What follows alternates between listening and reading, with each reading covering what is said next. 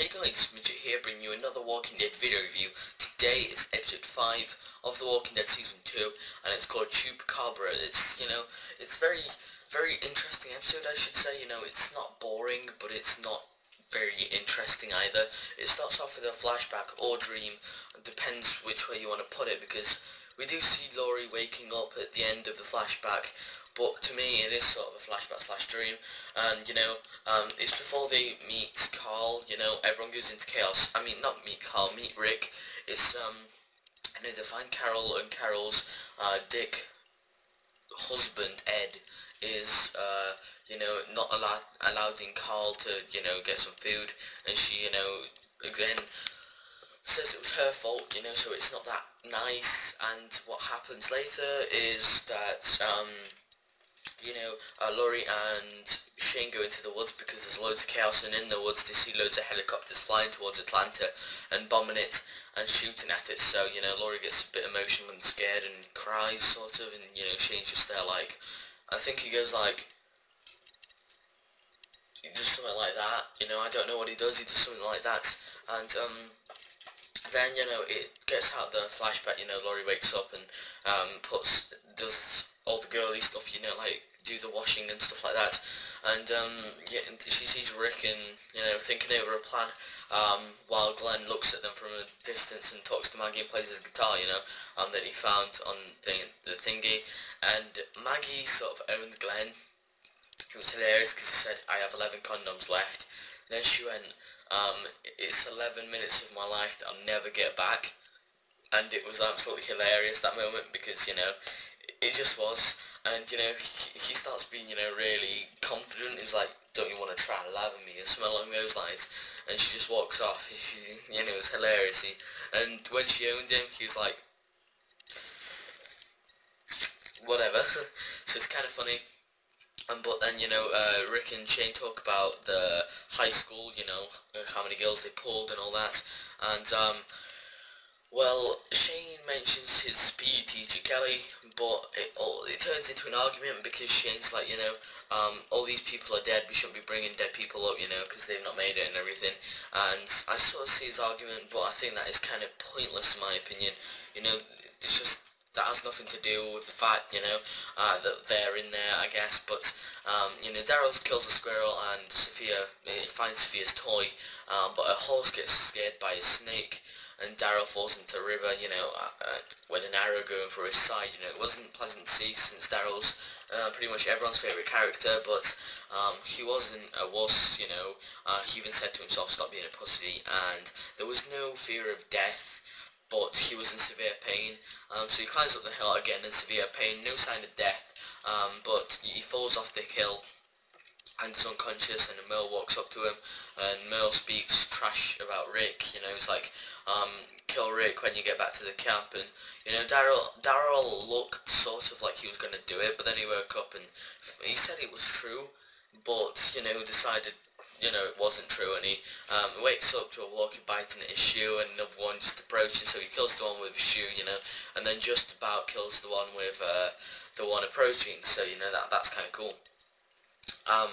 But what the next bit is funny. He eats the squirrel, and he makes himself a necklace out of ears, which is kind of a really weird thing.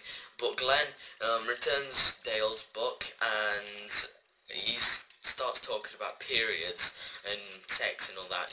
He's like, "I wonder why a girl's on the period." Starts talking to Dale about it. He's just there like confused, and then he goes, because I think Andrew's got one, but obviously he was covering up Laurie, he just wanted to know.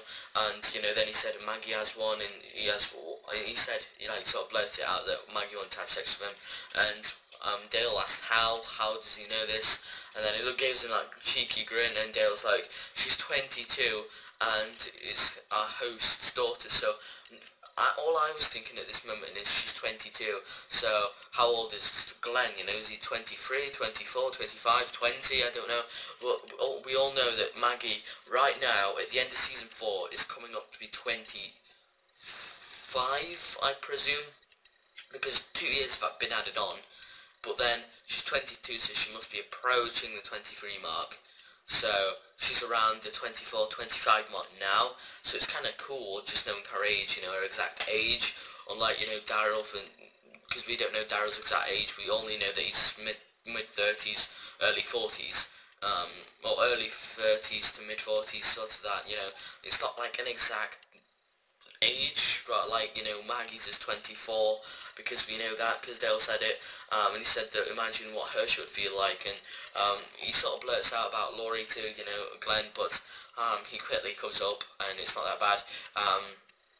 But then Daryl walks like a walker because of his, you know, like, hip or whatever, it hurts, and he walks like a walker, and Andrea spots the walker, and Rick and everyone go to kill her, but find out it's Daryl, and he's like, "Are you going to shoot me then?" and sarcastically, and she was, again, annoying because she clipped him, you know, when she was told to not do anything, she clipped him, and she's like, yes, but then again, she killed Daryl, and she realised, well, she didn't kill Daryl, she, you know, realised she shot Daryl, and it was kind of awkward, and Hershel's like, what are you doing here, because obviously Hershel was meant to kill all the walkers and everything, but Laurie's crying at the end, near the end enough, and everyone's eating dinner, and Maggie passes Glenn a note saying, tonight, where, because Glenn sort of like, you know, tried to make friends with Hershel, sort of, you know, he's the only one that bonded with both groups, like, fully, you know, so she went tonight where, and Carol brings Daryl some dinner, kisses him, thanks him for, you know, doing,